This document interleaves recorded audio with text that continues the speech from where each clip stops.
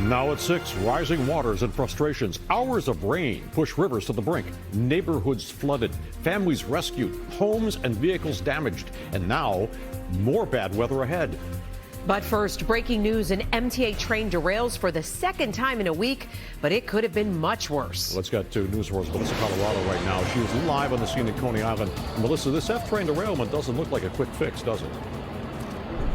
And Chuck, here's the MTA's game plan. I'm going to show it to you because it's happening right now. You can see that crane right there. It is lifting that derailed train car and re-railing it using those nylon straps. Crews will then be able to repair and replace the tracks. 37 people on board, no injuries. But let's show you some photos taken from a much closer vantage point. You can see one of the wheels off the tracks landing on that narrow metal path that only MTA crews are allowed to use. Photos also show the wooden track splintering.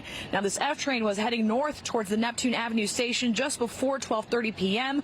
when the train suddenly jumped the tracks. The MTA calling this a slow speed derailment. FDNY was called in to rescue those stranded riders as well as several crew members. It took about an hour to get all 37 individuals out. This is a newer train, which means this has an event recorder. Crews will be downloading that information to try and figure out what exactly went wrong here. Now, the MTA says the tracks were inspected last November and no issues came up.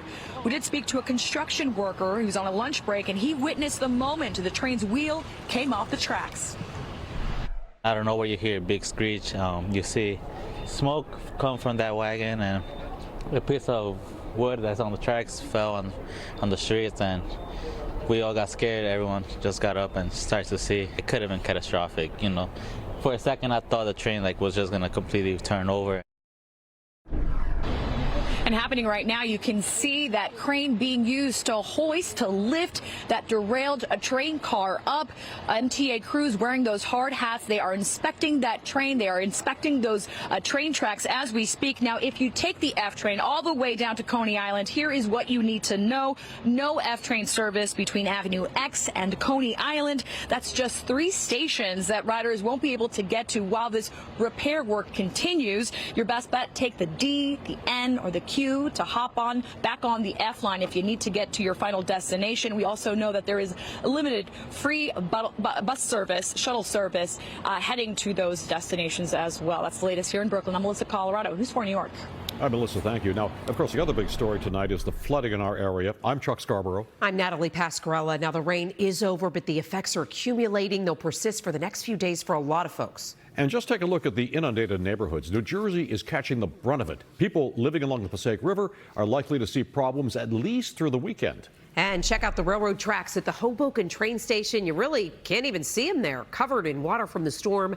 Riders saying trains were running close to normal by 9 this morning. And it wasn't just the flash and coastal flooding. High wind also caused damage. I think I was going to die a Yankee. It's just a really exciting opportunity. It's one, if I pull myself out for a second and just realize the perspective that as a New Yorker, I get to play on both teams. It's an absolute dream come true. And I can assure you the championship matters to all of us tremendously. And what colors it's in. I just want the championship, and I'm looking forward to the experience of chasing it this year. Pitchers and catchers report to Tampa and Port St. Lucie in 33 days. Are you ready to catch the fever? I know St. John's basketball fans have that fever right now. The Johnnies put their 3-game winning streak on the line tonight when they welcome Providence to the Garden. Wish him luck. Bruce, thanks. Coming up next on NBC Nightly News, the head of Boeing with a message to flyers, what he admits about that Alaska Airlines emergency.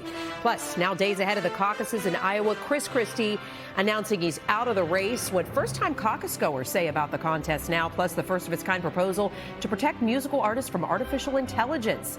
NBC Nightly News with Lester Holt starts right now. Tonight, the deadly avalanche, a new flood event.